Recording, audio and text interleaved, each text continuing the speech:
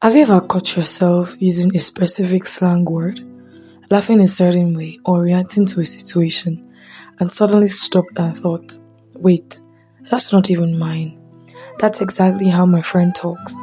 Or maybe you look at your favorite playlist, your fashion choices, or even your deepest career goals and wonder, did I actually build this identity from scratch, or did the world build it for me?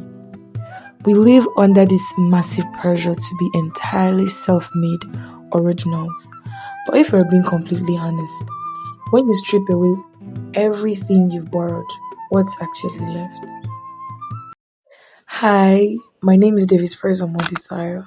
I'm your friend, and this is Preciano's House, the space where we pull back the layers, lean into vulnerability, and navigate the messy, unfiltered social experiences of growing up. Today, we're tearing down a major myth, the idea of the self-made mind. We're constantly told to have a mind of your own and stand by your own values. But today, we're going to talk about why that's a total illusion and why realizing you are made up of people's ideas is actually the most liberating thing that can happen to your identity. So let's break down what's actually happening inside our heads. You see, human beings are not statues carved from a single isolated stone. We are mosaics.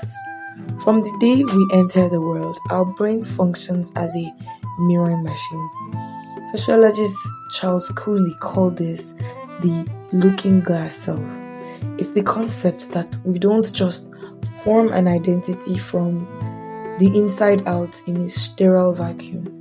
We build our sense of self based on how we observe the world around us and how we perceive others. So when people tell us to or tell you to have a mind of your own, what they really mean is don't blindly follow the media crowd. Because the truth is, even the tools we use to disagree with the crowd were given to you or given to us by someone else. Your style of critical thinking, the books that shaped your morals, the counter arguments you believe in, someone else articulated them first. So let's talk about the hidden frictions we experience as young adults. We grow up in one environment with a specific set of values handed down by our family, but then you transition into a new phase of life. Maybe you move to a new house, you enter university, or you deep dive into the creative world. And suddenly, the worldview you were handed crashes face first into a completely contradictory perspective you encounter in a piece of art, a late night conversation with friends, or a song lyric. You see, that friction can feel like an identity crisis, but it's actually just the remix effect in action. True originality in a person is exactly like originality in music. A producer doesn't invent a brand new sound frequency that human ears have never heard before. They take a bass line from an old track, a drum pattern from another genre, a vocal sample from third, and they blend them together. The individual elements are borrowed, but the syntax, the specific way they arrange them is entirely fresh. So how do we navigate this reality without feeling like we're just walking copy and paste algorithms?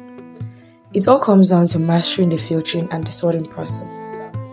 You need to embrace the sieve of experiences. Stop worrying about whether an idea is purely yours, but instead run it through the sieve of your lived experience. When life tests an inherited belief, pay attention. Keep what holds up under pressure and discard what doesn't. 2. Don't run away from clashing viewpoints.